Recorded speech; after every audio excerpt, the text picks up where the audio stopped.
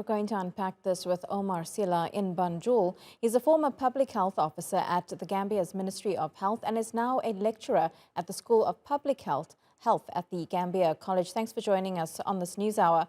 In that report, we hear from a political activist who says the Gambia's government doesn't care about its people. What's your response to that?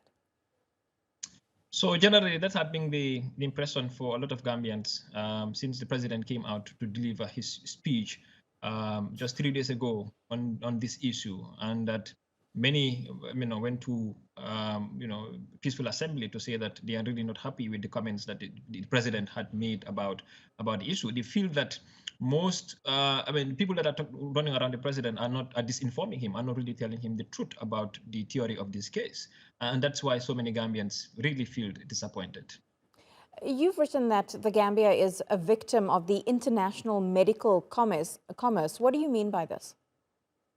So, because Gambia is a party to the 194 countries, state parties by the World Health Organization, and some investigations are now revealing that this company specifically produced these drugs for export. One of their target for their medical market is the Gambia. And I feel that Gambia is really being a victim of the international medical commerce. Regulatory bodies around the world. There are sort of structures to help us detect these cases before they were even brought in here. And Maiden, the company that is actually producing these drugs went ahead to say that they are certified by WHO, to say that they have good manufacturing practices. Their facilities are standardized. But the question now is, how are they specifically producing the drugs for Gambia's market? And that's why I feel Gambia is really a victim to the international medical commerce. Well, President Adama Barrow says a lab will be open to test the safety of medicines and laws concerning imported drugs will now be reviewed. But are these steps enough or too little too late, especially for the families who've already lost their children? Generally, the president came out to say that steps should be taken to aggressively address this.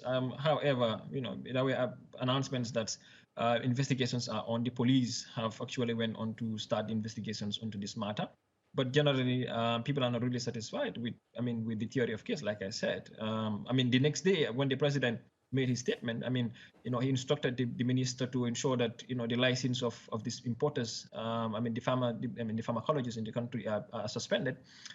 Some steps are really taking, but we are still waiting because the news that is coming from the Gambia government is that investigations are on and they have not really clues on the investigation. So we don't really know what's really going to be the next steps of the government. Omar, what do you think needs to happen here to prevent another tragedy like this from taking place, not just in the Gambia, but elsewhere in the world? I think it's about time that state parties commit to the instructions of the Constitution. The Article 21 of the Constitution of WHO in protecting the world from some of these substandard medications. It's important that Gambia has become a victim, and other countries to learn from Gambia's case. I was saying in an article that it's about time. In fact, some vulnerable markets like Africa, there's a vulnerable market because of the lack of capacity for testing, lack of the regulatory arrangements. Should try to ensure that they go by the treaty that was signed in Addis Ababa in 2019. That is the Africa Medicines Agency, to ensure that they harmonize strategies to support their borders from infiltration of substandard medications. And that also, those responsible for issues like this should definitely be held accountable.